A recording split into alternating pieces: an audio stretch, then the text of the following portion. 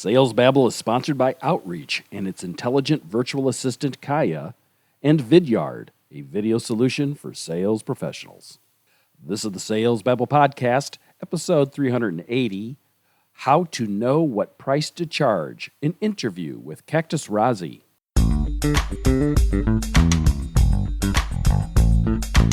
Welcome to Sales Babble, the podcast that shares selling secrets for non-sellers. And now your host, Pat Helmers.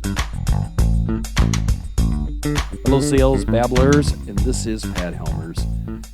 And how do you know what price to charge? How much is too much? How much is too little? Are you leaving money on the table? Setting prices for your products is one of the most important business decisions you'll ever make. In this episode, pricing expert and author Cactus Raazi shares what to keep in mind when deciding what to charge. With this simple pricing strategy, you can discern tactics that will award loyal customers and grow your bottom line. But before we do that, here is a brief message from our sponsor.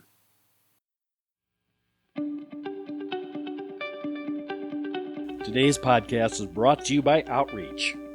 Imagine having a smart assistant, like an Alexa or Siri, join your customer calls, transcribe your conversations during the call, take notes for you, summarize action items, and prompt you with relevant information and coaching from your manager right in the moment when you need it, not after the fact.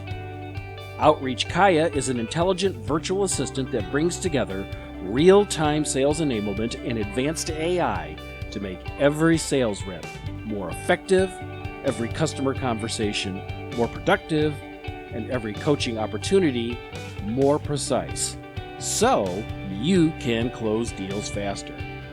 If you'd like to see Kaya in action, schedule a demo at click.outreach.io/salesbabble Kaya today. That's click.outreach.io/salesbabble-KAIA.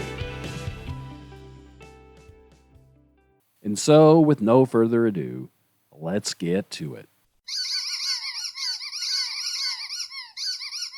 Welcome, Cactus. Are you ready to babble? I am. Cactus, you're all about pricing. Yeah, I mean, I think it's an area that gets short shrift when in companies large and small. I think there's a lot of assumptions around pricing that need to be reconsidered in today's day and age. It's a real challenge, and it's one that's near and dear to my heart because when I was working for the startup back at Common Goal, we had a new innovation, we had new products and services. We had no idea what to charge for it. And it was I just felt like we were just wandering in the wilderness, throwing out numbers, trying to figure out, we would lose a deal. We thought, well, maybe we're overcharged. And then sometimes we'd be someplace and they were like, they took it so quick, maybe we're undercharging. And this is a mess. It's interesting you mentioned that, and you're absolutely right. That's been my professional experience as well, and we talk about that a lot in my book, which is, you sort of get a round table of wise men and women who have a variety of approaches to come up with a price, and sometimes it's cost plus or some sort of an input based thing. Sometimes it's a guess around what your competitors are doing and where you fit into your competitive set. And there's other approaches as well, sort of value based or outcome based. But conceptually, with the exception possibly of the outcome-based pricing, which we won't get into, in general, pricing doesn't really differentiate between customers. And a lot of what we argue in the book is two forces are happening at the same time that are really causing most companies, certainly every B2C company and many B2B companies out there, to really think again about how they're approaching pricing. These two forces are, the rise of really powerful data analytics that can be used, as well as the rise of, extreme price competition and extreme internet-based price transparency. And so we really use the book as a thought piece. It's definitely a strategy book rather than sort of tactical actions. It's really thinking about how should we think about price in today's world, but also in tomorrow's world, and how do we start to think about price as a lever to create customer loyalty? A couple things come to mind. A lot of people don't understand pricing because they think it has something to do with cost. But it's hard to explain to people it's really about value, right? If I it may cost you $1 to buy my thing, but if you make $2 on the deal, that's good for your business. But Yes. a lot of people don't think that way. On the other hand, especially we saw this in software business, we had some price we would pitch people, Yes. but we would always discount it. And it was commonly individual. That was actually individualized. Like, well, how much do you think they may, they're a big company. Maybe we'll just take off 5%. Well, they're little bitty guys. Maybe we'll take off 20%. Of course, there was no like science in any of this. Yeah. It was just a feeling we had. If you could shed some light on this, Cactus, that, Yeah. that would be terrific in this episode. Yeah, absolutely. Look, one of the things we tried to do in the book was create a framework to think about prices and how you should come up with prices, regardless of the size of your company and regardless of really the industry that you were in. I would say, the only caveat there is if you're in a extremely low recurring customer base business, particularly if it's business to business, perhaps some of these ideas are a little less applicable because you're not trying to generate loyalty. These are one-off transactions. For example, if you're building a nuclear reactor for somebody, for example, you don't anticipate you're going to build another one over the course of your career.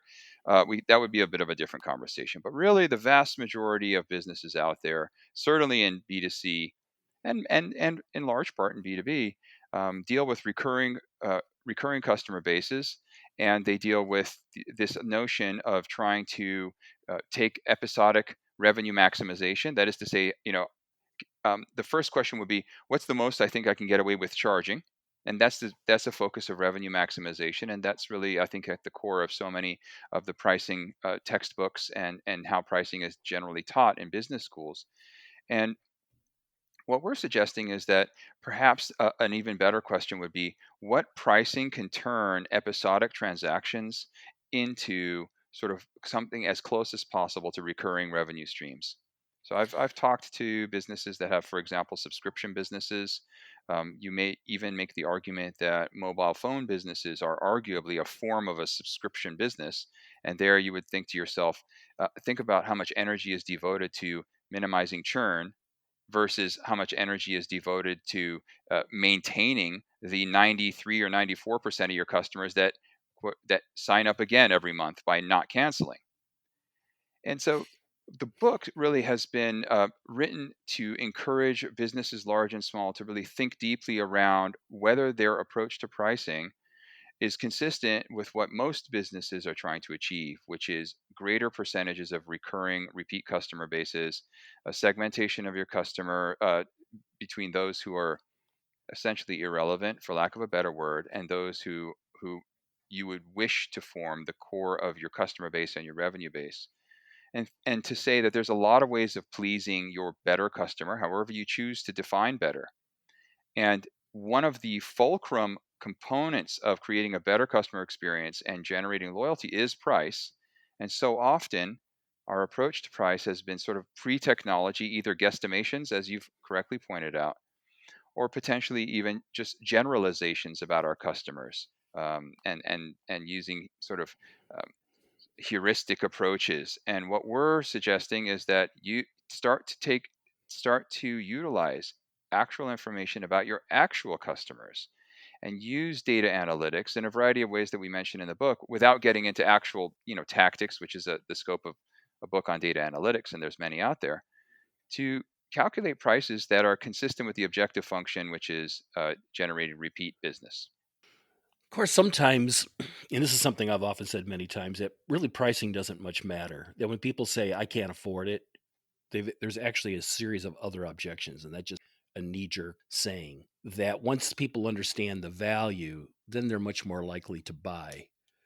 But what I'm hearing you saying is that maybe pricing should be moved more up towards earlier in the conversation. Well, I don't know. Is that what you're saying? I'm saying that, and I'm saying that particularly just to be clear, particularly for customers that you have defined as being your quote unquote better customer. And I define that, just to be clear, what I mean by that is these customers are exhibiting or have exhibited behaviors, actions that are consistent with what you're trying to achieve in your business.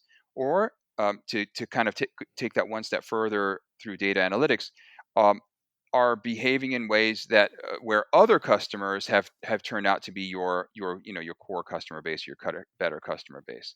So there's a lot of ways of slicing and dicing these things, but you might think about everything from their broader consumer behaviors to age, but most importantly, I think, or zip code. It could be a lot of things, but most importantly, I think it's customers who have visited you in the past. At the second time a customer comes to you, they're already proving to you that they could potentially become a repeat customer.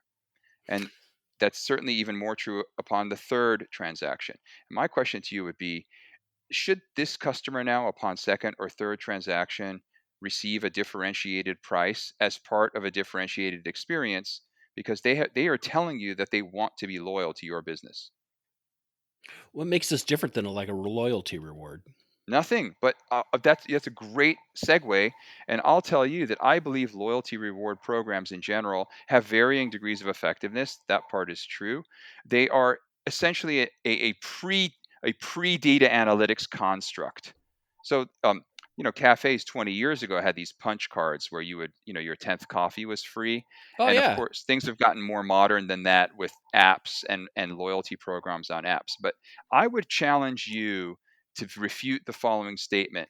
Most loyalty programs are still set up not that differently from the old kind of punch card that you kept in your wallet. It's just a little bit more convenient to scan your Starbucks app or whatever other sort of app style mechanism than it would have been to keep a piece of paper in your wallet.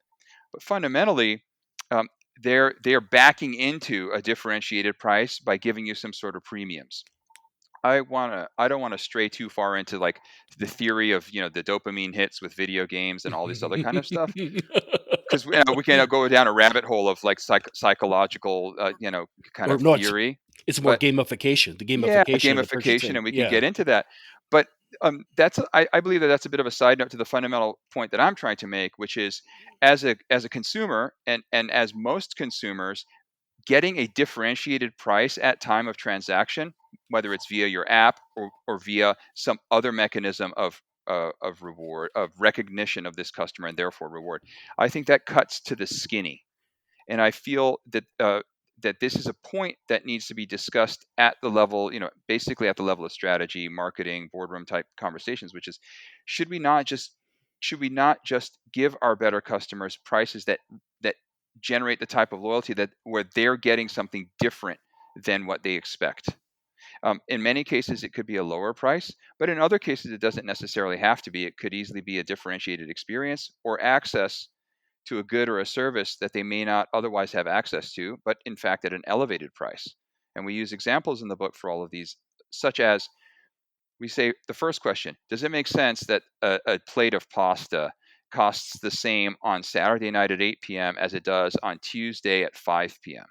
And if you think the answer is yes, because the pasta cost you the same, then maybe our conversation's over. But most people would argue that there's very different demand curves for those two goods, and maybe the pricing should be different. And then my next question would be, any reasonable restaurant has a hard time with the amount of interest it has on it at peak times versus less peak times, and giving people access, for example, to simply getting a table is a great example of a premium for your better customer designed to reward loyalty and could easily be at a higher price. In general, we're not necessarily advocating very specifically for lower prices. I think they're appropriate a lot of the time, but rather just to be thoughtful around a differentiated price for your better customer as part of the broader set of offerings for that customer. That makes a ton of sense. Just like there's a lunch menu has a lower price point than the dinner menu. Sales Babble is sponsored by Vidyard.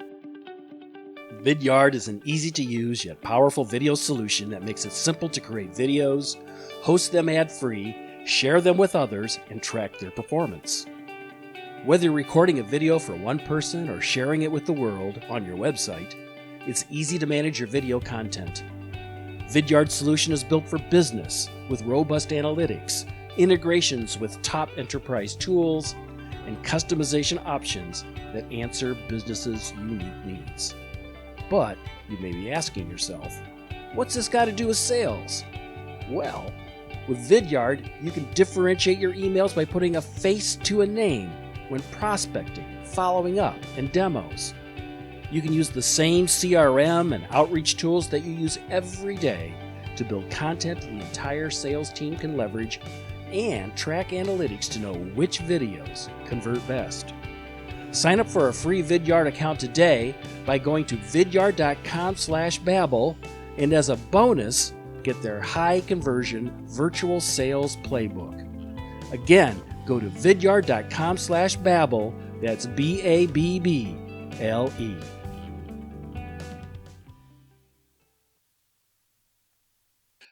I'm sensing that you're using data analytics, you're using artificial intelligence somehow to aid you in understanding pricing. Is that right?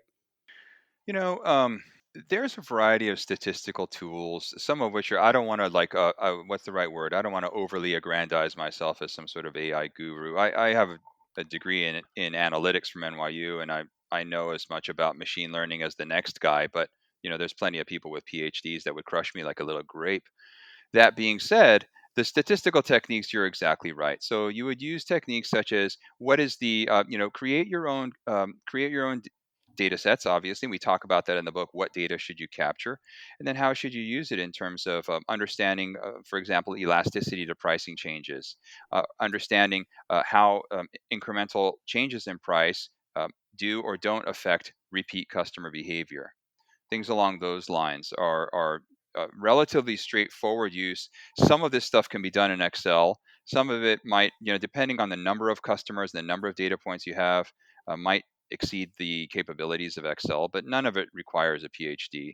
And I'm of the opinion, by the way, on a side note, that much of today's business management software, whether you're talking about things such as Shopify or BigCommerce or potentially even CRM systems such as Salesforce, will allow either native creation of pricing tools or the allowance of third party pricing tools to sit on top of these platforms and help you, the business owner.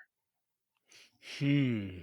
A lot of the listeners here are salespeople, and they're kind of on their own. They don't have a data analytics team Yeah, in their pocket. yeah.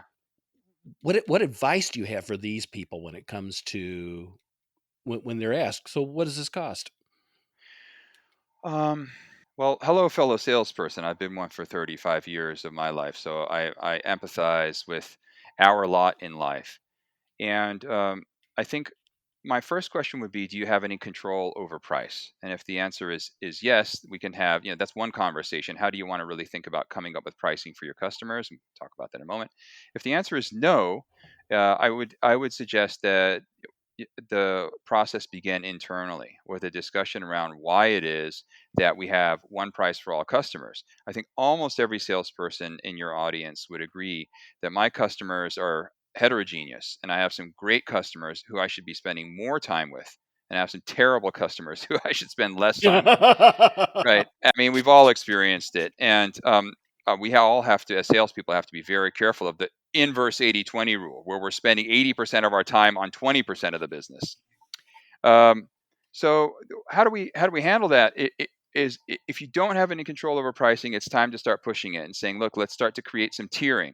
Let's start to create some stratification of our customer base, and I want the flexibility to define my customers and reward those who I think have the maximum potential for example, to grow our overall product or services set that we sell to them, or grow the channel, if you will. um, if you do have control, that is to say, if you're operating more potentially as an independent sales agent or have some sort of control over pricing, a lot of what I just said still applies. But it then also asks you, what information are you keeping about your customers beyond their contact information, and are you storing the right information such that you can use over time, start to use this information to make increasingly informed decisions around how you propose price. So what would Um, be some of these datas, maybe some of these KPIs that you'd be looking at so you could profile your market and understand how to segment this pricing? I don't. Let me think about this. If I try to answer your question by using a bunch of anecdotal examples of businesses large and small, I think I might, miss portions of your audience. So perhaps I would try to abstract it a little bit by saying the following. the information you're going to want to keep beyond the obvious, which is, who are your customers, is around their objectives and around their behaviors. And that's loose, and it's not, I'm not trying to be cute, but of course, it just varies so much from industry to industry. But conceptually, ask yourself the question, why are your customers doing business with you? What are their objectives, and what information that is categorical in some way, that's useful to me in some way, can I keep about these customers? It could be anything from their historical sales numbers, obviously, which you can then average and use as a form of time series analysis. Could be product set as an example. There could be use cases if you're selling similar products to a variety of different use cases. So there's a lot of diversity there. Um, so behaviors and then objectives. What are they really hoping to get out of these products? And can I understand these objectives, and how much, for example, how much value am I creating for them? How mission critical is it for them? And again, try to be thoughtful around collecting the information in a manner that is somehow categorical and lends itself to then after the fact analysis. So um, this maybe a third dynamic could easily be urgency. Are there high urgency and low urgency customers? And so you can see, as you start to be thoughtful around the drivers of your commerce, what is the customer trying to accomplish? What are their objectives? What have their behaviors been? Around behaviors, sort of, how do we quantify some of this stuff and parameterize it, so that I can then start to do analytics on top of this data. Another example would be your personal tiering. Don't get too complicated with 5 tiers.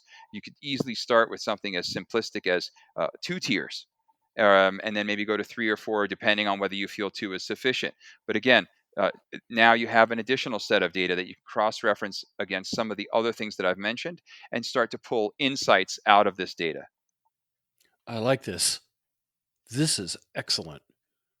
I like this. Yeah, it's a little bit of a systematic approach, but now if you think about it, and you've got this multi-dimensional matrix, if you will, of maybe client urgency, client scale, client longevity, client industry, product set, and you're starting to collect all of this information and be disciplined about collecting it, and then suddenly you're able to start to say, hey, I'm starting to see patterns here. And when I say see patterns, a lot of this is actually literally visualizations of these data. And perhaps it would lead you to outcomes such as customers that have been with us for greater than 3 years in these industries respond most favorably to even a small marginal decrease in price. Or potentially put another way, those customers are most sensitive to any pricing increases. So we're going to have an easier time driving through pricing increases on new customers, and the customers who feel that they've earned some sense of loyalty. We're not going to be able to have as easy of a time driving through pricing increases. So we're going to have to grow top line with those customers in a different way, potentially leveraging, in this example, just to take a full course, leveraging their loyalty to cross sell other products and services to them. Uh, I almost hate to say this, but we used to do some of the opposite. Like, oh, they've been with us for a long time. They won't notice it. Let's bump them up 5%. Yeah, and you do that until, yeah, no, you know what? You're not alone. Frankly, I don't disagree with what you've said, and I'm sure that happens a lot. And this takes us back to that sort of. I was kind of being tongue in cheek when I mentioned the mobile phone operators, where if you're breaking off your $120 a month after month, they treat you like dirt. But the minute you threaten to go to a different carrier, all of a sudden they roll out, oh, we can reduce your rate and X and Y and Z, and you're asking yourself, why is there? And by the way, one of my professors at NYU was a pioneer in churn management, so it's a whole industry unto itself. But conceptually, why are you spending so much time and energy on the customers who have already proven to you that they are your worst customer? Not necessarily worst with a T at the end, but not your best. Definitely, we can at least say that with confidence. And you're spending all your time and energy on that marginal customer rather than on your best, better, and good customers. No, I I was mean, it's an interesting question, no, isn't it? no. I think it's a great point. Because I was surprised the other day. This was about 6 months ago. I was talking to Verizon about something else, and then out of the blue they go, "We would like to give you a discount, like a huge discount," and they Hmm. dropped my bill 40%. Yeah.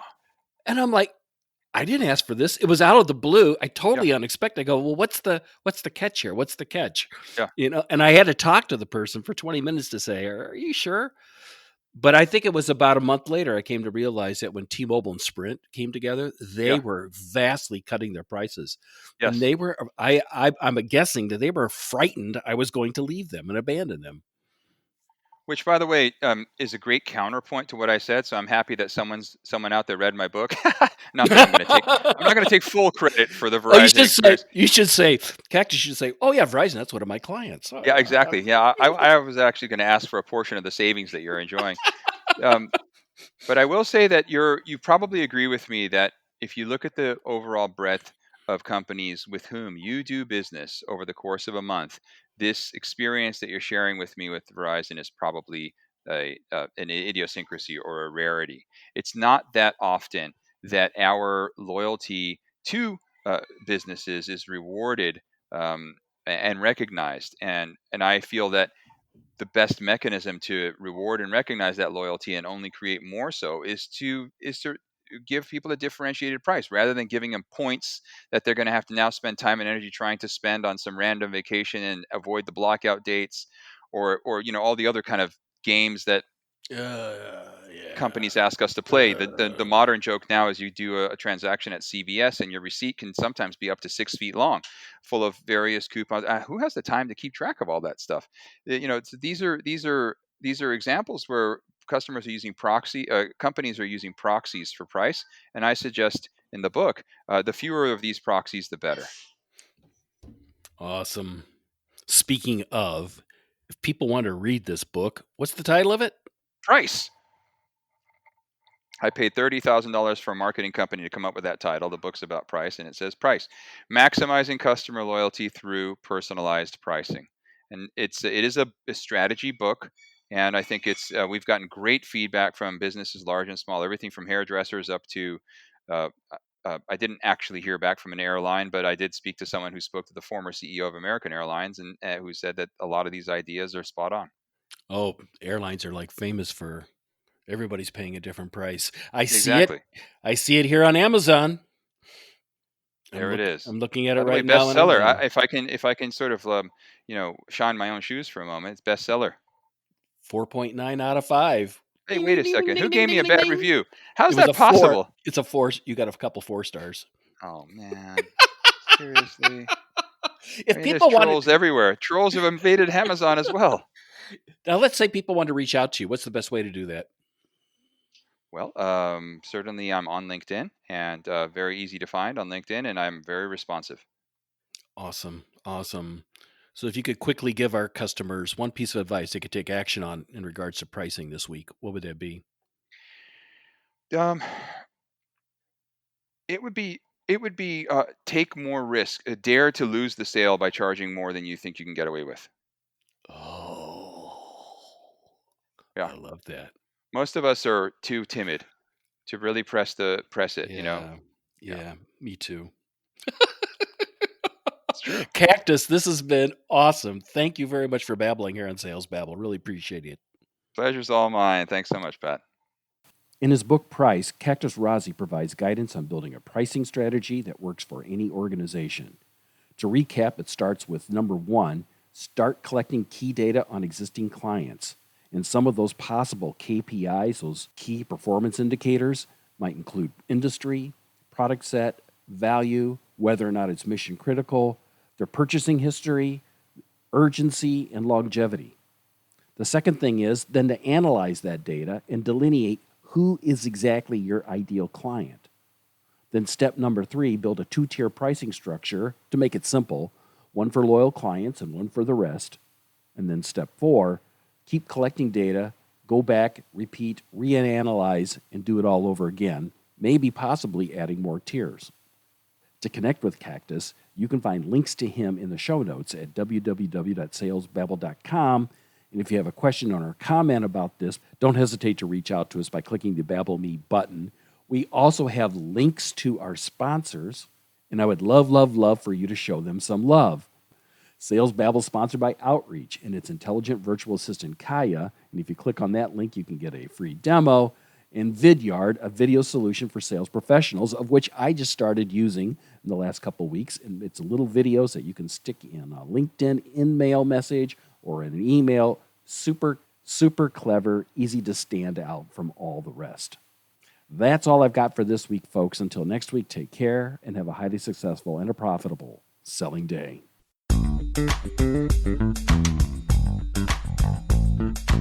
Thank you for listening to the Sales Babble podcast.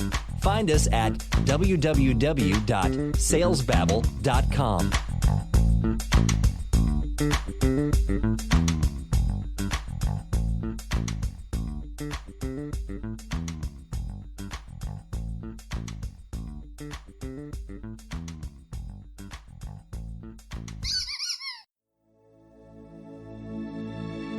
This is a production of Habanero Media.